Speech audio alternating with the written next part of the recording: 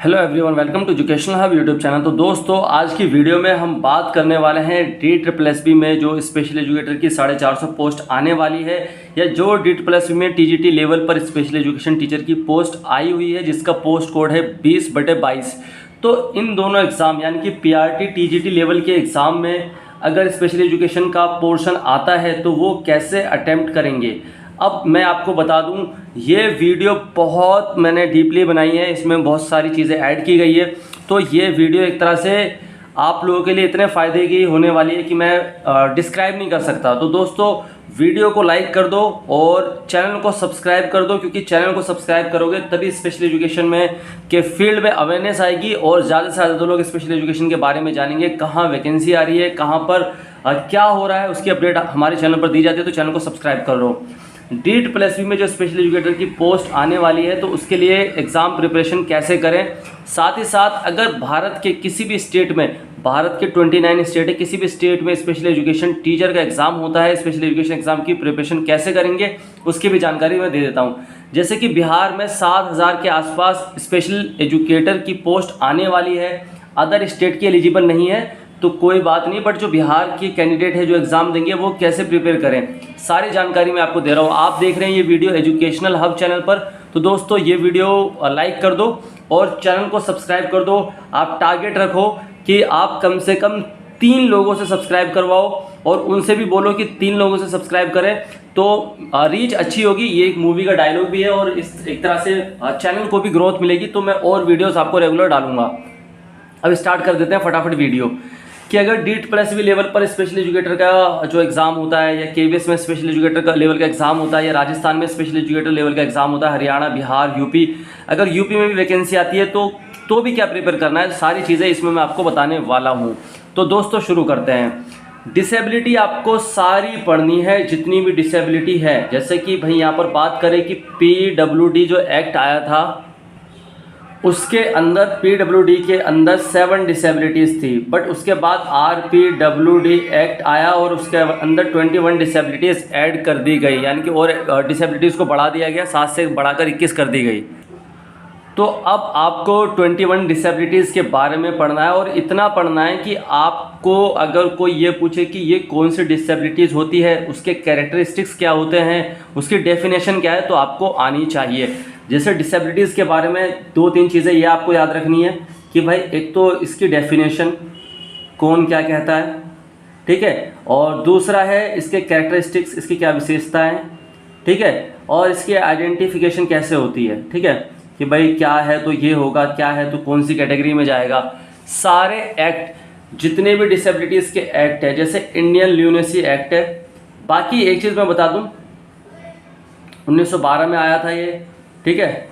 Mental health act है, MHA mental health act आया था, ये 1987 में आया था। तो ये सारे एक्ट वगैरह आपको पढ़ने हैं। अब आप कहेंगे कि सर इस वीडियो में ये भी बता देते हैं, तो मैं आपको बता दूं कि एक वीडियो में सेपरेट बनाऊंगा सिलेबस की। ये मैं बता रहा हूं कि एग्ज़ाम प्रिपेयर कैसे करें, तो ये एग्ज़ाम प्रिपरेशन की है। सिलेबस की वीडियो चैनल पर इस वीडियो के 1 हफ्ते के अंदर आ जाएगी, 1 हफ्ते में आ जाएगी। तो चैनल को सब्सक्राइब कर लोगे तो उसका नोटिफिकेशन भी आप तक आ जाएगा। आगे भाई, जो नेशनल इंस्टीट्यूट हैं अपने, जैसे कि निपिड है, ठीक है, निपमेड है, अली यावर जंग है, NISHD, NIOH है, जितने भी हैं उन सब के बारे में आपको पढ़ना है कि कहाँ सिचुएटेड हैं, कौन से सन में इनकी स्थापना हुई। स्पेशल एजुकेशन का आपको बहुत पढ़ना है। स्पेशल एजुकेशन में IP, करिकुलम स्ट्रेटेजी, सारी चीज़ें आ जाती हैं कि भाई स्पेशल एजुकेशन में हम बच्चों को कैसे हैंडल करते हैं। अब यहाँ पर कहेंगे कि सर ये बातें तो आपने अच्छी कर दी, इसके लिए कोई बुक भी बता देते तो और अच्छा रहता। तो दोस्त, मैं बुक इसके लिए बता देता हूँ। यहाँ पर आप देखो कि बुक्स अवेलेबल हैं। आप मुझे इंस्टाग्राम पे, टेलीग्राम पर और व्हाट्सएप पर मैसेज कर सकते हो। आपको कॉल नहीं करनी, कॉल नहीं करनी, कॉल नहीं करनी, कॉल बिल्कुल भी नहीं करनी है। आप मुझे सीधा इंस्टा, टेलीग्राम या व्हाट्सएप पर मैसेज करेंगे। उसके बाद मैं आपको बुक कैसे लेंगे मैं आपको बता दूंगा। आपको अपना नाम, एड्रेस, फ़ोन नंबर मुझे भेजना है। सारी किताब आपको मिल जाएगी। MCQ की भी मिल जाएगी, ठीक है, डिसेबिलिटी की भी मिल जाएगी, यानी कि 21 डिसेबिलिटीज़ की भी मिल जाएगी। और अगर आप डिप्लोमा कर रहे हैं, फर्स्ट ईयर में है, सेकंड ईयर में है, उसकी भी मिल जाएगी सारी स्ट्रीम में, ठीक है। First year plus second year सभी की किताब मिल जाएगी। आपको सिर्फ ये मुझे भेजना है। अच्छा एक बात और सुन लो, डीएड कर रहे हैं, चाहे आप एचआई में कर रहे हैं, एमडी में कर रहे हैं, सीपी में कर रहे हैं, वीआई में कर रहे हैं, ठीक है, किसी में भी कर रहे हैं, उसकी किताब आपको मिल जाएगी, या आईडीडी में कर रहे हैं तो उसकी किताब आपको मिल जाएगी। आपको सीधा मुझे मैसेज करना है इन पर। चलो आगे आ जाते हैं। अब ये कर लिया, अब थोड़ा बहुत हमें जो पढ़ना है वो जो जनरल पेडागोजी होती है, सामान्य पेडागोजी जो कि जनरल टीचर पढ़ते हैं, वो भी हमें पढ़ना है। चाइल्ड डेवलपमेंट एंड पेडागोजी, इसको बहुत अच्छे से पढ़ना है, क्योंकि जब DSSB में 100 नंबर का क्वेश्चन आएगा, 100 नंबर का पेपर आएगा, तो उसमें ये नहीं है कि सीधा सारे स्पेशल एजुकेशन का पूछा जाएगा, उसमें CDP से भी क्वेश्चन आएंगे। नेशनल एजुकेशन पॉलिसी जो 2020 में आई थी, उसको भी आपको पढ़ना है थोड़ा सा। और अभी आया है नेशनल करिकुलम फ्रेमवर्क 2023 में अपडेटेड आई हैं चीज़ें, कुछ चीज़ें ऐड की गई है, तो वो भी आपको पढ़ना है। ये दोनों चीज़ें आपको पढ़नी है। 21 डिसेबिलिटीज़ मैंने पहले भी बोल दी, 21 डिसेबिलिटीज़ मोस्ट इंपॉर्टेंट है, इसके लिए किताब है, किताब मैं आपको प्रोवाइड करा दूंगा, और 21 डिसेबिलिटीज़ की एक वीडियो भी आएगी चैनल पर जल्दी। अब आगे बढ़ते हैं फटाफट से कि भाई टीचिंग स्ट्रेटेजी के बारे में आपको पढ़ना है। Simple to complex, known to unknown, ये सारे टीचिंग स्ट्रेटेजी सारी आपको पढ़नी है। ICT information communication and technology के बारे में भी आपको पढ़ना है। अब यहाँ पर मैं बता दूँ, ये तो हो गया स्पेशल एजुकेशन का, इसको अगर आप पढ़ेंगे तो आपका पार्ट बी या स्पेशल एजुकेशन का पोर्शन मजबूत होता जा रहा है। अब अदर कंटेंट क्या पढ़ सकते हैं भाई, DSSB जो जनरल PRT का एग्ज़ाम होता है उसके MCQ सॉल्व करने हैं। अगर आप TGT लेवल पर तैयारी कर रहे हैं तो TGT लेवल पर DSSB के जो TGT के एग्ज़ाम होते हैं उसके MCQ सॉल्व करने हैं, और हमारे चैनल एजुकेशन आपको सब्सक्राइब करना है। एजुकेशनल साइकोलॉजी पढ़नी है, SK मंगल की पढ़नी है, और अरुण कुमार, इन दोनों की भी आप पढ़ सकते हैं। काफ़ी अच्छी किताबें हैं, ये इंग्लिश और हिंदी दोनों में अवेलेबल है। ये बुक भी आपको नई सड़क पे या किसी शॉप पर मिल जाएगी, स्पेशल की सारी किताब मेरे पास मिल जाएगी। 11th एंड 12th की NCERT आपको पढ़नी है। कॉम्प्रिहेंसिव और MCQ दोनों, यानी कि कॉम्प्रिहेंसिव का मेरा सेंस ये है, यहाँ पर थ्योरी से है, ठीक है, आपको थ्योरी भी पढ़नी है और आपको MCQ भी सॉल्व करने हैं, और कॉम्प्रिहेंसिव लेवल के जो MCQ के क्वेश्चन आते हैं वो भी सॉल्व करने हैं। सिर्फ 3 महीने रात में जागकर पढ़ाई कर लो, आगे की ज़िंदगी में चैन से सोओगे। मैं ये इसलिए कह रहा हूँ क्योंकि अभी क्या होता है कि अभी हम लोग अपनी जो स्टूडेंट लाइफ होती है उसमें ज़्यादा सो लेते हैं, और बाद में कुछ ऐसा काम मिलता है, हमारी एजुकेशन पूरी नहीं होती, जिसमें हम नाइट शिफ्ट में भी काम करते हैं, तो कोई फ़ायदा नहीं है। अभी आप 2-3 महीने जाग लो, पढ़ाई कर लो, और आपका सब कुछ हो जाएगा, कोई दिक्कत वाली बात नहीं है। चैनल को सब्सक्राइब कर लोगे तो सारी अपडेट भी आपको मिल जाएगी। राजस्थान में रीट का एग्ज़ाम होता है, हरियाणा में स्पेशल एजुकेटर की वैकेंसी आई थी या और आएगी, उसकी भी अपडेट, बिहार में जो आई है उसकी अप टू डेट रहूँगा, और यूपी में अगर आ गई फ्यूचर में तो उसकी भी जानकारी आपको चैनल पर मिल जाएगी। सिलेबस अगली वीडियो में डिस्कशन करूँगा, बुक्स आपको मिल जाएगी, बुक्स मैंने बता दिया कैसे मिलेगी। अब आगे आ जाते हैं यहाँ पर, और मैं 2-3 चीज़ों पे फोकस कर रहा हूँ, वो देख लो।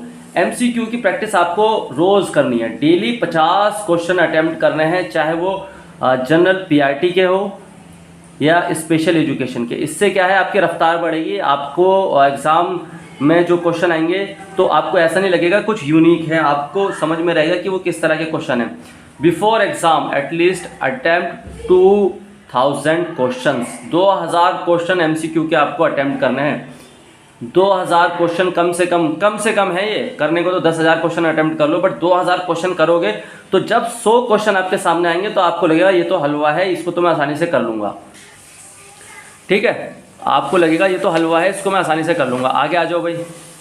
MCQ कॉम्प्रिहेंसिव टाइप के जो भी 100 नंबर का पेपर होता है DSSB स्पेशल एजुकेटर में, PRT या TGT लेवल पर जो होता है, उसमें क्या है कि भाई MCQ के जो कॉम्प्रिहेंसिव का मतलब समझ लो कि अब जैसे मैंने एक सवाल आपसे पूछा कि NTA कब बना, तो आपने कहा नेशनल ट्रस्ट एक्ट 1999 में बना, ये तो हो गया पॉइंट टू पॉइंट, ठीक है। अब एक होता है कॉम्प्रिहेंसिव कि नेशनल ट्रस्ट एक्ट बना, उस समय उसके संस्थापक कौन थे, या उस समय उसके संस्थापक की क्या भूमिका थी, क्या वो बच्चों को आगे ले जाना चाहते थे, क्या वो CWSN बच्चों की पढ़ाई पर मेन फोकस थे, क्या वो अपने फ़ायदे के लिए कर रहे थे। इस तरह से जो थोड़ा सा सवाल को घुमाकर, ये सवाल को लेंथी करके पूछते हैं, उसको कॉम्प्रिहेंसिव बोलते हैं। तो 80 नंबर के क्वेश्चन उस टाइप के आते हैं।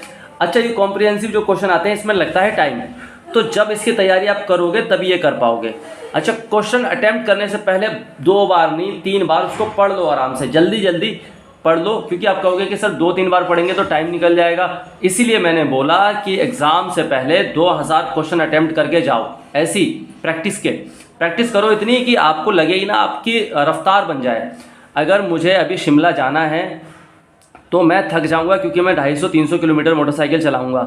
बट अगर मैं डेली 50 से 60 या 70 या 80 किलोमीटर गाड़ी चला रहा हूं तो एक दिन में 250 चला लूँगा। बट मैं एकदम से स्टार्ट करूंगा 250 किलोमीटर का सफ़र, तो मेरे लिए मुश्किल हो जाएगा। ठीक है, समझ गए। रिमेंबर नेगेटिव मार्किंग, हमेशा याद रखो नेगेटिव मार्किंग भी है भाई एग्ज़ाम में। ठीक है, आगे ध्यान रखो, अगर 100 नंबर का पेपर है आपका स्पेशल एजुकेशन का और आपने स्पेशल एजुकेशन के 70 क्वेश्चन एग्जैक्ट ठीक कर दिए और नेगेटिव मार्किंग है तो 30 छोड़ दो, 30 को छोड़ दो, 70 में आपका सिलेक्शन हो जाएगा। अगर नेगेटिव मार्किंग है, अगर नेगेटिव मार्किंग नहीं है तो 100 में से 100 अटैम्प्ट करो। और अगर 50 नंबर का पोर्शन है स्पेशल एजुकेशन का तो 35 अटैम्प्ट कर लो और फिर पेपर वहीं छोड़ दो। और 30 नंबर का अगर स्पेशल एजुकेशन का आ रहा है और 20 नंबर का आपने कर लिया और 10 नंबर का आपको नहीं आता और नेगेटिव मार्किंग है तो बस 20 नंबर का अटैम्प्ट करके छोड़ दो। करेक्ट अटैम्प्ट ओनली, बट इसमें यह है कि करेक्ट अटैम्प्ट होने चाहिए, गलत नहीं होने चाहिए। तो ये वीडियो मैंने बहुत थोड़ा टाइम लेके बनाया है, तो मुझे लगता है कि भाई आप लोगों को ये वीडियो पसंद आई होगी। वीडियो अगर पसंद आई हो तो वीडियो को लाइक करो, चैनल को सब्सक्राइब करो। Thank you all of you, keep watching, keep loving, keep supporting education of YouTube channel. Thank you.